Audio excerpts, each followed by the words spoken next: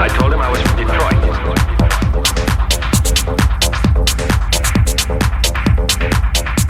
I told him I was from Detroit. Bienvenidos a la primera edición de NAM. Este va a ser un podcast, esperamos hacerlo muy seguido. Tenemos el honor de contar con Sol Ortega desde Buenos Aires. Bueno, Sol, bienvenida al Ecuador. Estamos muy contentos de que estés acá. Muchas gracias, yo también. Estoy muy feliz de estar por primera vez acá. Bueno, vamos a un poco hablar de cómo empezó todo. En una entrevista escuché que tu papá era DJ. Sí. ¿Cómo fue crecer con esa influencia musical?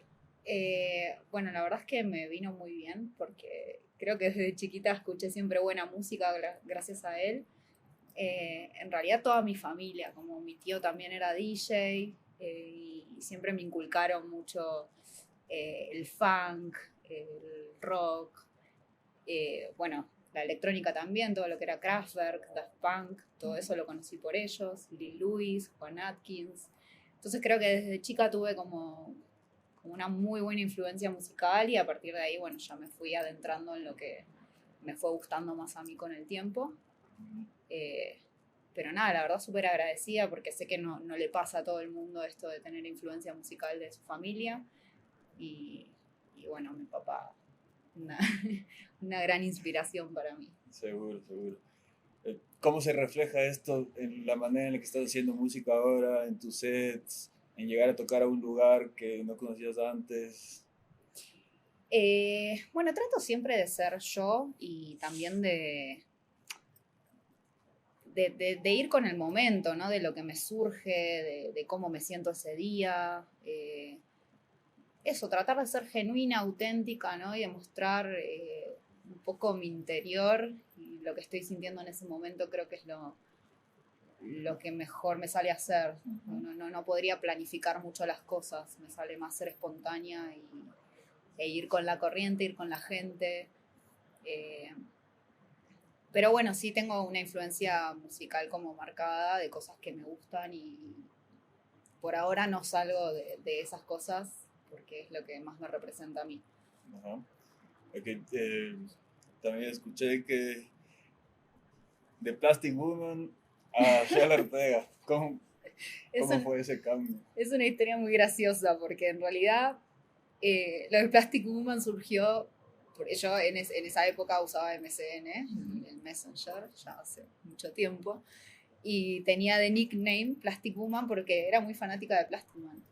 Y cuestión que me invitaron a una fiesta, fue mi primer fecha, yo tenía 16, 17 años, y era en un barcito ahí por mi barrio, un conocido de mi papá de hecho, y bueno, nada, no me preguntaron cómo era mi nombre artístico en realidad. Ellos tomaron el nombre del nick y lo pusieron en el flyer y yo después dije, no, voy a quedar como que me copié y no era mi intención realmente. Pero bueno, nada, me dio mucha gracia, guardé el flyer, todo lo tengo ahí. Sí. Justo hoy estábamos revisando algunos flyers icónicos de tu carrera. Increíble, no sé, para mí el cuarto aniversario de Underclub con Kevin Sanderson, va a tocar con Ed Jack. Bueno, creo que te ha ido muy bien en ese sentido, ¿no? Por suerte sí, Underclub me abrió bastantes puertas. Antes de eso yo tocaba en fiestas más nacionales y a partir de ahí pude empezar a trabajar como residente y hacer de telonera, ¿no? El warm-up a estos artistas que tanto me influenciaban también en mi sonido, digamos. Y fue mágico para mí. O sea, muchos nervios, obviamente, porque uno quiere demostrar que puede estar ahí.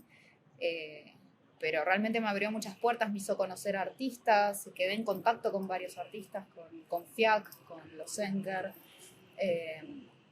Y eso está bueno, creo que gracias a esa etapa de mi vida estoy acá ahora. ¿Crees que la residencia en Under te empezaste a creer, dijiste, puedo vivir de esto? ¿Este fue como un momento bisagra en tu carrera?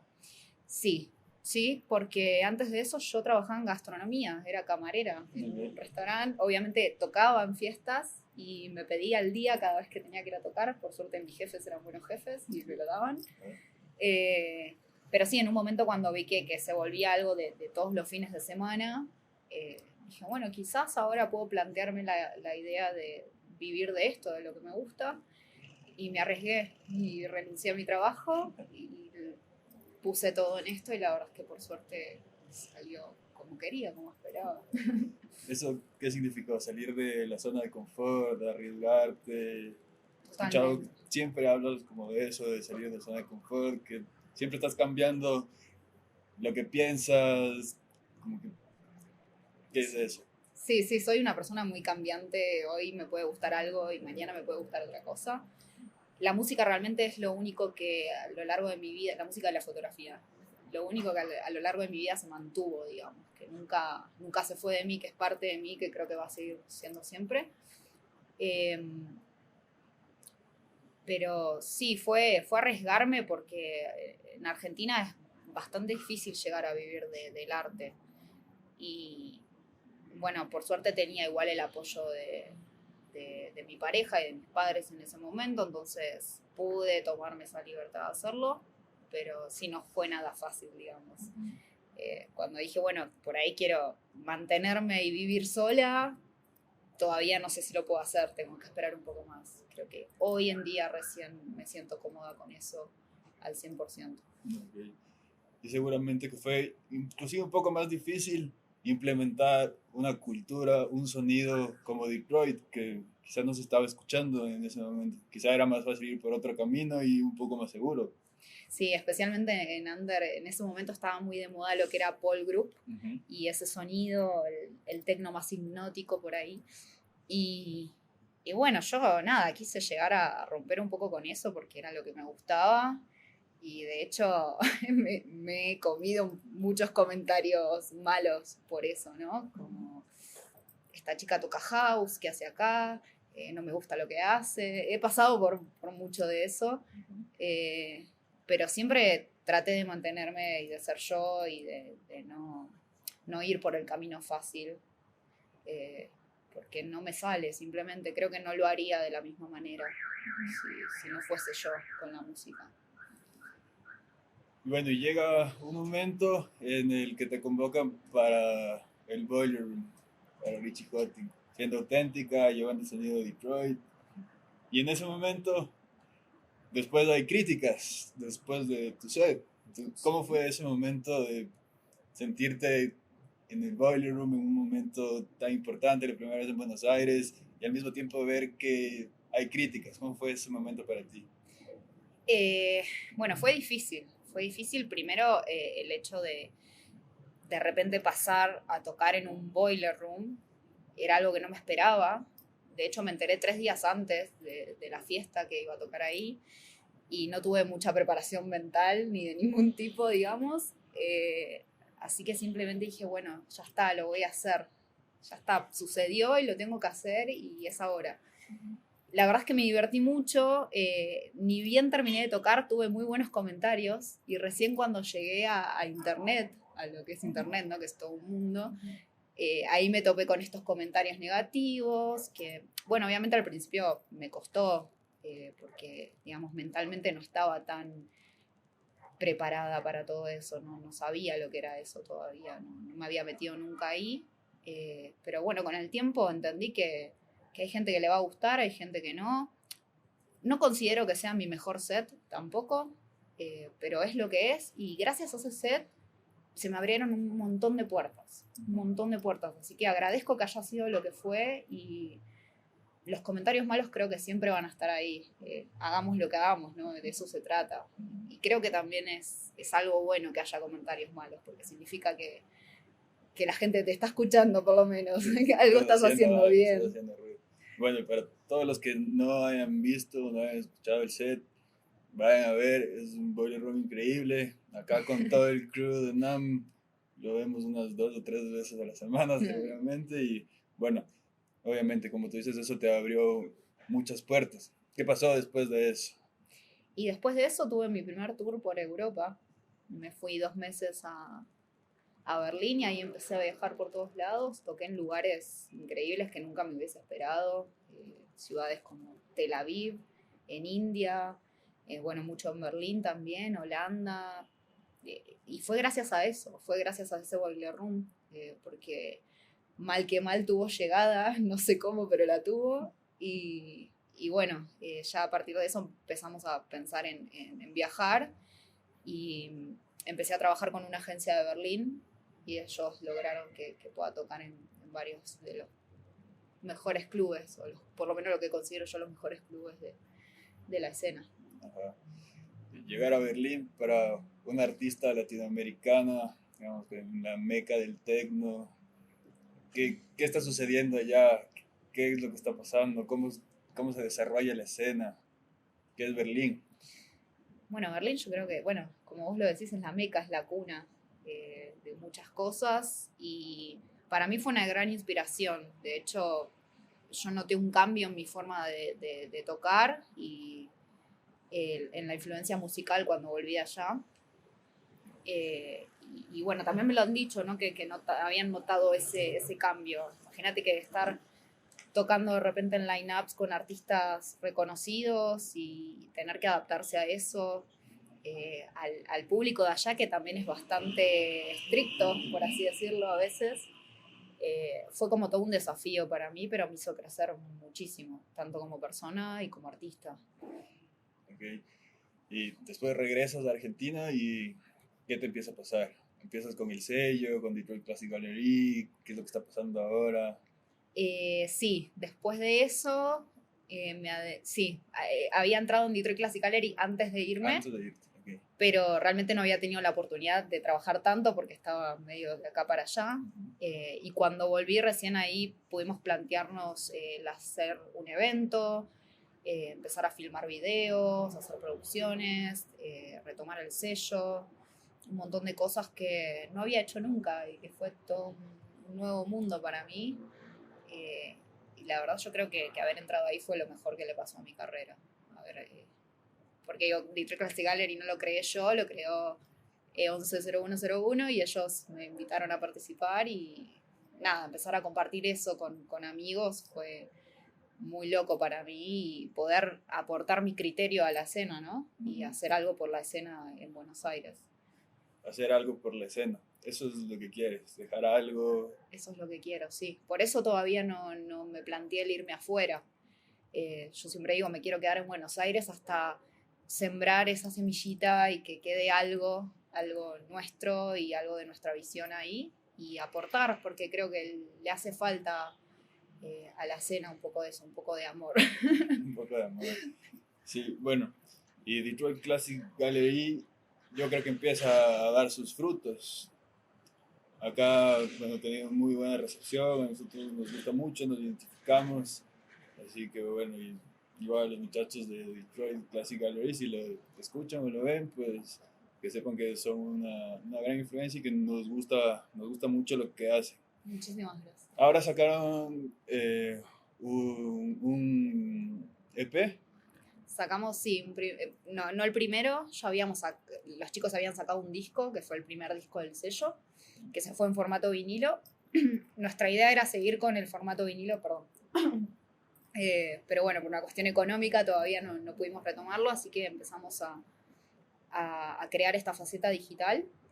Y bueno, sí, el primer EP fue mío, la verdad es que me sorprendió mucho la respuesta. Aparte fue importante para mí porque más allá de que lo hice yo, hice la música, estaba manejando yo misma el sello discográfico, ¿no? Entonces todo lo que era la publicidad, la imagen, todo eso lo hicimos nosotros y es muy grande eso, poder aportar desde ese lado, ¿no?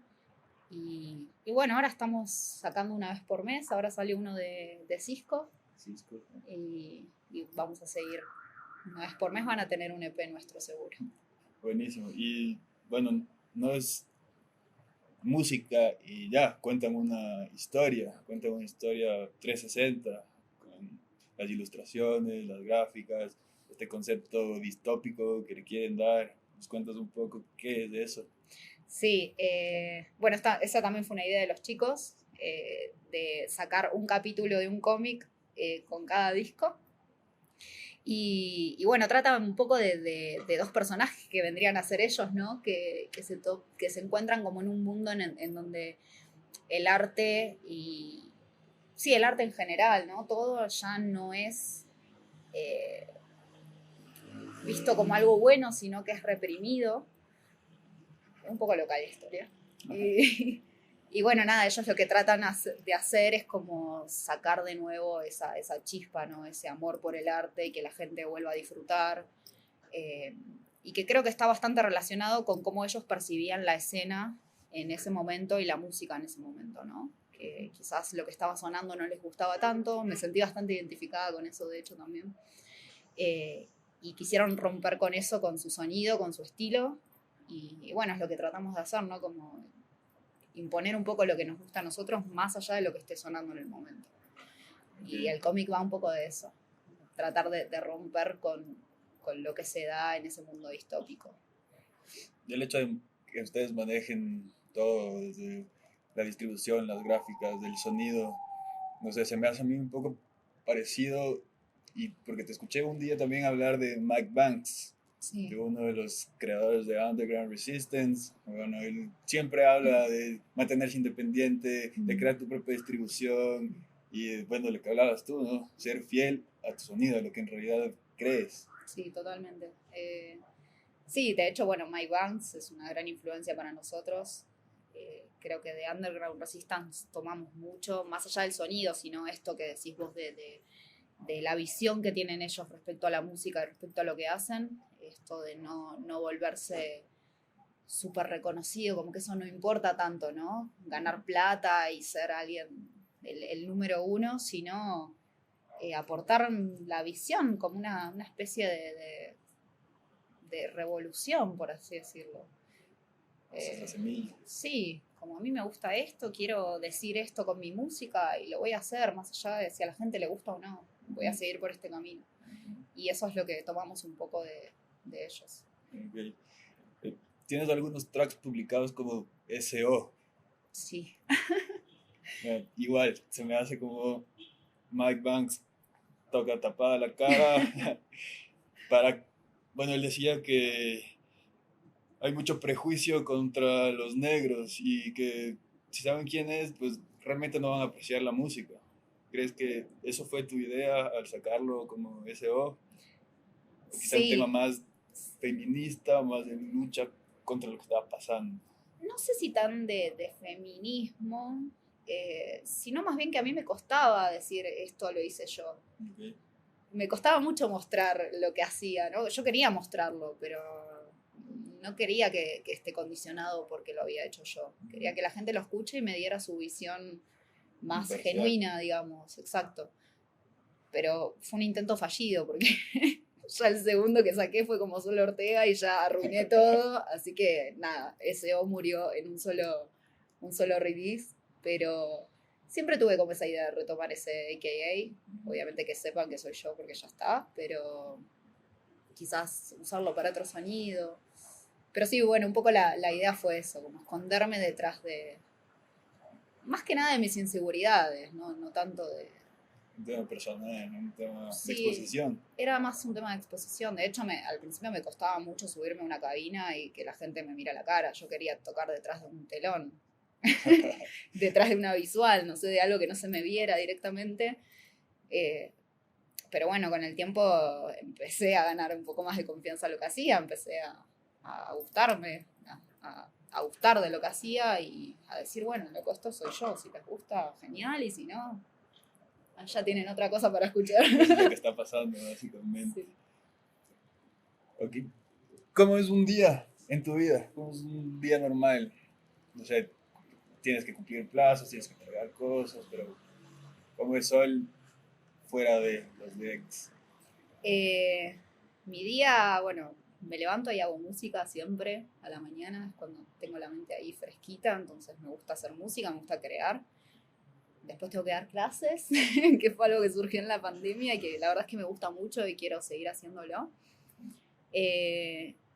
Y sí, se da esto de tener que cumplir plazos, de entregar, más que nada a partir de la pandemia pasó mucho eso, ¿no? De los podcasts, streamings, mucha producción musical también, porque murió un poco al lado del DJing y nació un poco lo otro, entonces empezaron a surgir oportunidades de sacar música en sellos, Y bueno, yo soy bastante de meterme presión con eso y me siento y lo hago. Quizás lo hago un día antes de entregarlo, pero lo hago a tiempo. Tu rutina. Sí, sí, trato de todos los días ser productiva y hacer algo por mi música, digamos. Ok. ¿Y qué está pasando ahora en Argentina? ¿Cómo se está desenvolviendo la escena? ¿Cómo ves tú el camino desde ese lado del mundo? Está como refrescándose un poco. Medio que se están uniendo como las viejas generaciones de artistas con las nuevas y se están creando cosas en conjunto que son muy interesantes, ¿no? Como las visiones más pioneras y las nuevas. Eh, Muchos ciclos nuevos también. Sí, lo veo muy así, mucha gente que está aportando cosas nuevas a la escena, creo que lo necesitaba, porque siempre veías las mismas caras quizás tocando, ¿no? Ujú. En los line-ups y ahora ves mucha variedad de personas diferentes, de diferentes estilos y está bueno, aporta, ¿no? Hace crecer, hace que podamos compartir más lo que hacemos y la verdad es que está creciendo bastante. Ok. Hay cosas un poco sensibles también, ¿no? Que hay que pulir, más sociales, por así decirlo. Pero en cuanto a lo artístico, creo que está yendo por un muy buen camino la escena de Buenos Aires. Bien. ¿Se está diversificando? ¿Crees que hay como más paridad de género ahora? Sí, sí, sí, sí. ¿Cómo se logró eso?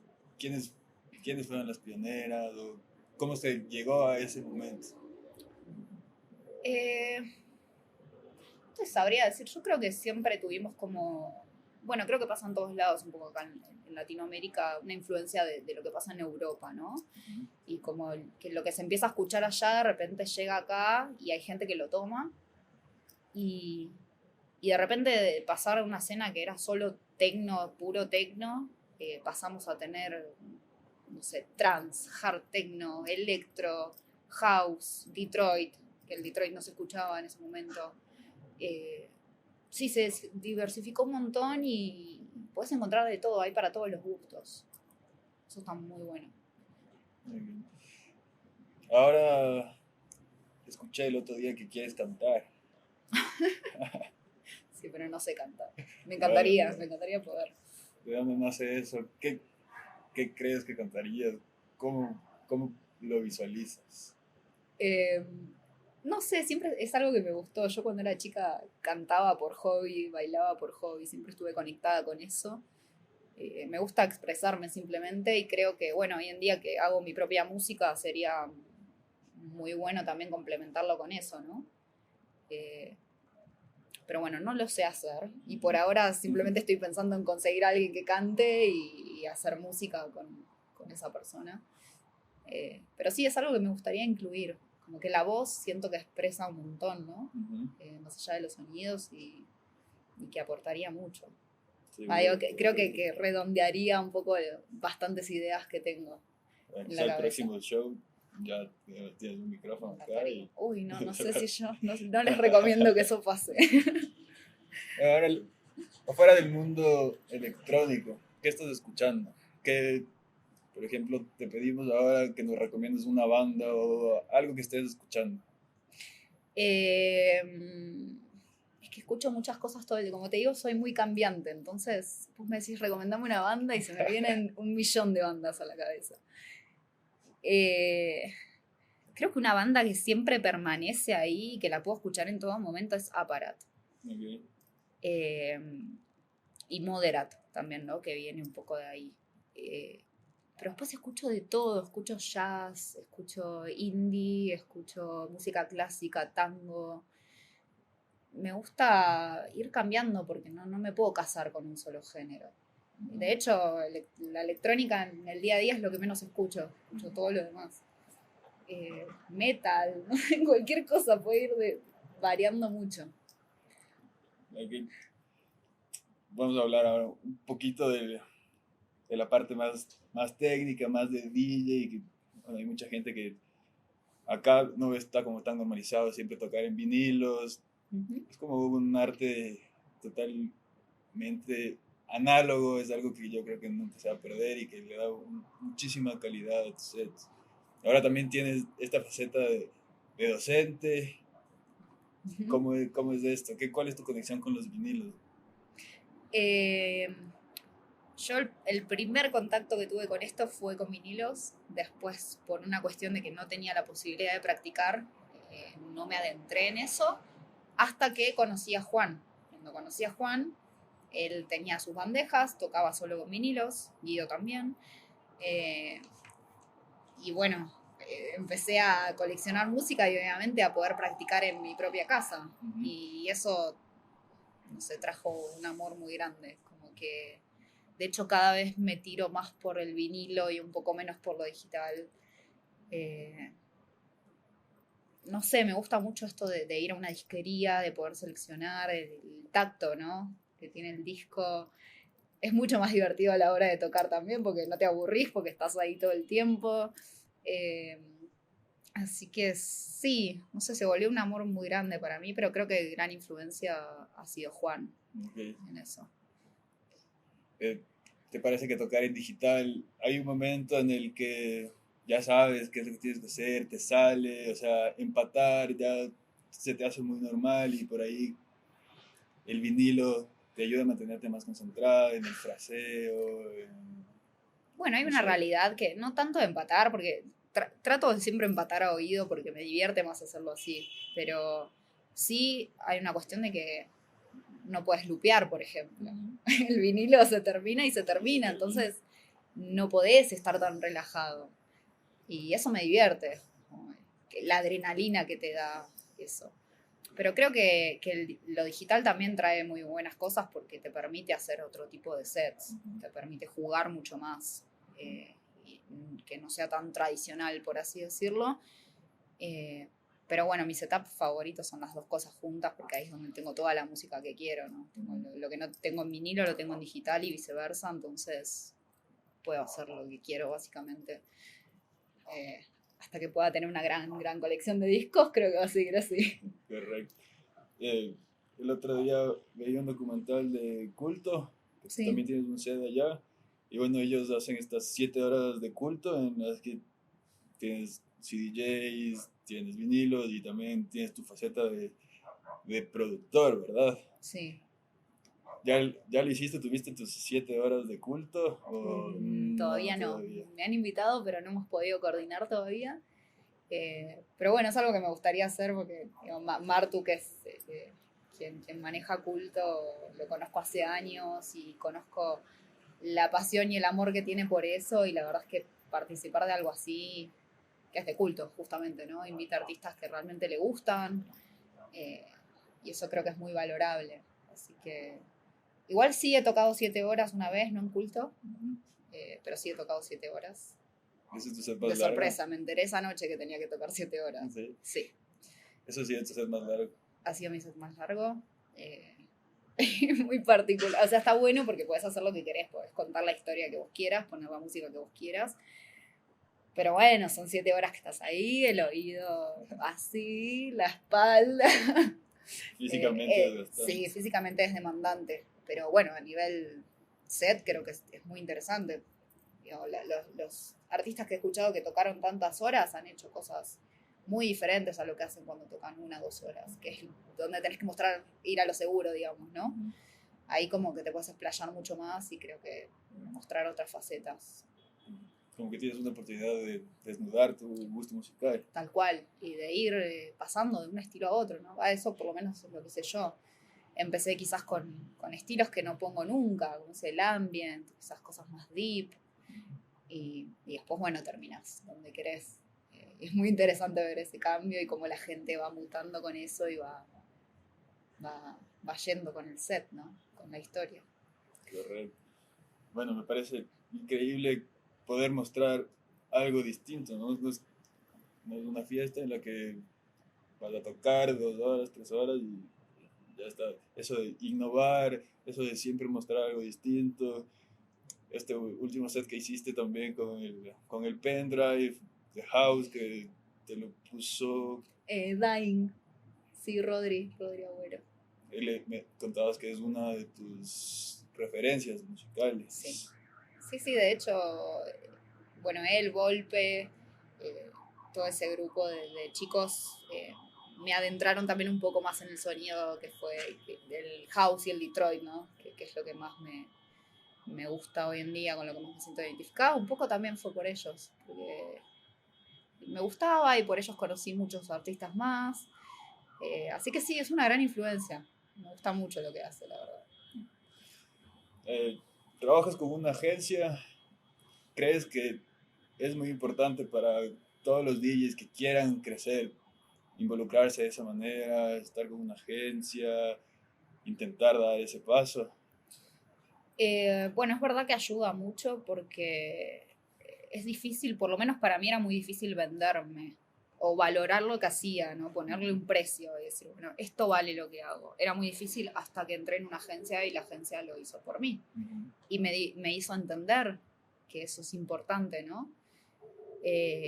Y sí, yo creo que ayuda muchísimo también por una cuestión de contactos, que quizás uno como artista, bueno, tiene que empezar a moverse en fiestas, empezar a conocer gente y tal vez un booker ya tiene esos contactos, entonces te facilita mucho más el camino, pero no sé si es 100% necesario. Creo que si sos muy seguro de vos mismo y vas para adelante, igual puedes hacerlo por tu cuenta. Pero bueno, no te voy a negar que ayuda mucho. La fotografía es otra de tus pasiones. Sí. ¿Cómo es el ojo de sol? ¿Qué buscas? ¿Qué estás haciendo ahora en fotografía? ¿Es un trabajo más personal? ¿Has hecho cosas más comerciales? Sí, he pasado por muchas cosas. De hecho, bueno, la fotografía fue lo que estudié y lo que quería hacer como plan A en mi vida. Después la música surgió. Sí, he pasado por cosas de moda, cosas muy comerciales, hasta, bueno, que se volvió un hobby y empecé a fijarme un poco más en la fotografía cinematográfica, en buscar la luz, los colores, no tanto un paisaje lindo, ¿no? Sino como ahí donde nadie ve algo lindo, verlo lindo, por así decirlo, Sí. ¿no? Buscar ese rincón que capte, no sé, algo. No te sé decir realmente, ok, busco esto específico. Yo me gusta salir con mi cámara y caminar, más cuando estoy viajando en ciudades que no conozco y todo me llama la atención, la gente. Eso me gusta mucho, la fotografía documental, ¿no? Como la gente, los locales, las culturas. Me parece muy interesante poder mostrar eso a Me vas a personas estar que recorriendo Quito con tu cámara. Sí, seguro. La traje, obviamente. Seguro, seguro. Esperemos que encuentres cosas que, más allá de una fotografía, pues te lo lleves adentro. Sí, ya estuve viendo muchas cosas que me quedaron en la retina. Sí, más allá de la fotografía, como decís vos. Bueno, la fotografía para mí es un camino para llevarme ese pedacito que tanto me gustó de eso que vi. No es más que eso. Quizás saco muchas fotos y no las subo, después no las comparto, quedan para mí. Pero es un poco eso, como recordar esa partecita de un lugar que me gustó. Okay. Antes de venir al Ecuador, ¿tenías alguna idea de lo que te ibas a encontrar? ¿Qué pensabas? La ¿Qué verdad, sigues pensando? Ahora, bueno, que has estado muy poco tiempo acá todavía. la verdad que no. Trato de no tener muchas expectativas porque no me sorprende, sino. Me gusta sorprenderme con los lugares. No me lo imaginaba así. Es muy hermoso. O sea, no es que no me lo imaginaba hermoso, sino que es mucho más hermoso de lo que lo imaginaba realmente. Me sorprendió un montón. Espero poder conocerlo más a fondo en estos 2 días que estoy. Leí por ahí también que dijiste una vez, un hombre, una mujer, un perro, todos tienen que tener la misma condición, ¿no? Todos tienen que ser iguales. Lo del perro fue un poco mucho, quizás, pero sí. Pero quizás Sí, es como, no sé, me describe a alguien idealista, alguien que quiere hacer, que tiene una sensibilidad. Bueno, sé que también eres vegetariana, entonces como por ahí sí. va la pregunta, ¿qué te hace sentir eso? ¿Por Que, qué? ¿Por qué eres vegetariana ahora? porque soy vegetariana. Bueno, sí, es un poco la ideología De hecho, que los animales me caen mejor que las personas. No, mentira. No, bueno, sí, sí. Mi mamá es muy así de rescatar animales y creo que ella me inculcó mucho eso, ¿no? De cuidar eso. Y aparte es una compañía hermosa. Y sí, para mí todos merecen el mismo trato. Es verdad.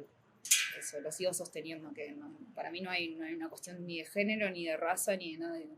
Para mí somos todos iguales, diferentes valores, diferentes experiencias, tal vez.